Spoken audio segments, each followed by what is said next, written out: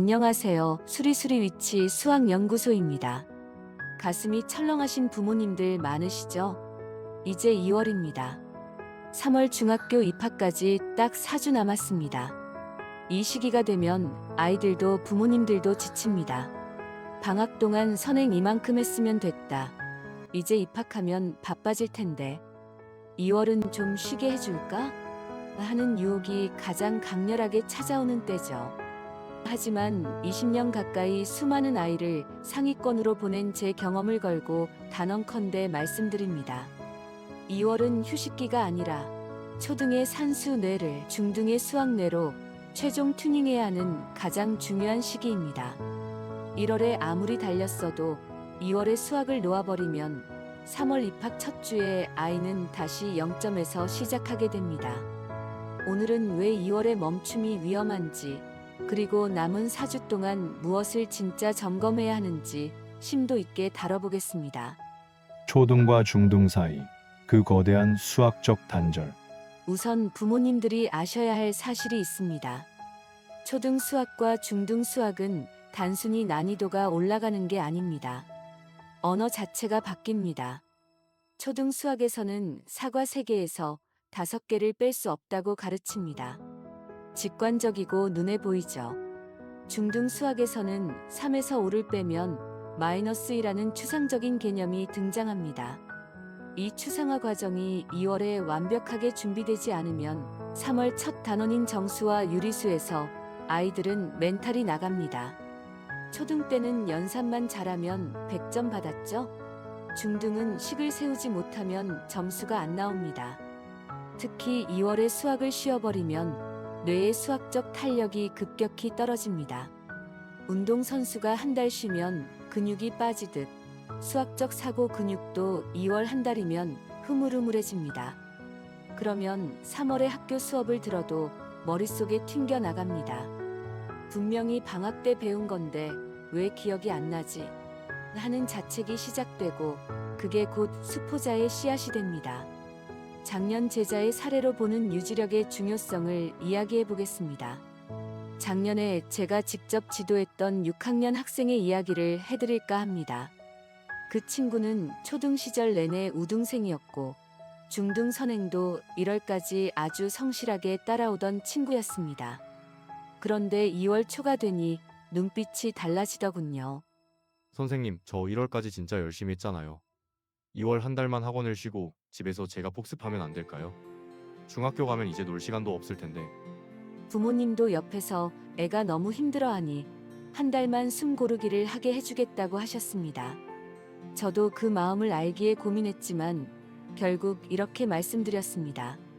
어머님, 지금 멈추는 건 휴식이 아니라 퇴화입니다. 아이가 힘들다면 수업 횟수를 조금 줄이고 숙제 양을 조절해 보는 것이 어떨까요? 하지만 학원에 와서 선생님과 수학적으로 대화하고 한 문제라도 제대로 문제를 푸는 리듬은 절대 깨면 안 됩니다. 결국 그 학생은 제 조언대로 주 3회 오던 것을 주 2회로 줄이고 고난도 문제 대신에 개념 유지 위주로 2월을 보냈습니다. 그리고 3월 그 친구는 어떻게 되었을까요? 입학 첫 진단 평가에서 우수한 성적을 거두었습니다. 반면 2월에 완전히 쉬었던 친구들은 학기 초 연산 실수와 개념 혼동 때문에 5월 중간고사 때까지 슬럼프를 겪어야 했습니다. 학원은 진도만 빼는 곳이 아니라 아이의 학습 리듬을 지켜주는 최후의 보루입니다. 그럼 남은 4주 구체적으로 무엇을 해야 할까요? 진도 욕심은 잠시 내려놓고 다음 3가지만 확인하세요. 첫 번째, 정수와 유리수의 연산 과정에서 중1 수학의 90%는 결정됩니다. 2월 한 달 동안 -3 빼기 -5 같은 연산은 생각 없이도 바로 튀어나올 정도로 훈련해야 합니다. 이 기초가 흔들리면 뒤에 나오는 1차방 정식, 함수는 무조건 무너집니다. 두 번째, 초등 6학년 비와 비율 단원의 완성도입니다. 중등 수학의 가장 큰 고비는 1차방 정식의 활용에서 거리, 속력, 시간, 소금물의 농도 등의 활용 문제입니다. 이 문제들의 근본 원리는 초등 6학년 1학기 B와 비율에 있습니다. 만약 아이가 6학년 수학을 대충 넘겼다면 2월에 반드시 그 구멍을 메워야 합니다. 중등 예습보다 6학년 복습이 더 시급한 아이들이 의외로 많습니다. 세 번째, 문자를 사용하는 식 세우기 훈련을 해야 합니다. 초등처럼 답만 딸랑 적는 습관은 2월에 완전히 버려야 합니다. 어떤 수 X에 대해 X로 시작하는 식 세우기를 연습시키세요. 줄 쳐진 노트의 풀이 과정을 정갈하게 쓰는 것. 이것이 수리수리 위치 수학연구소가 강조하는 상위권의 첫 번째 습관입니다. 학생 수준별 2월 커리큘럼 제안입니다. 기초가 불안한 6학년 학생의 목표는 6학년 핵심 단원 훔기와 중학교 1학년 1학기 연산 마스터하기입니다.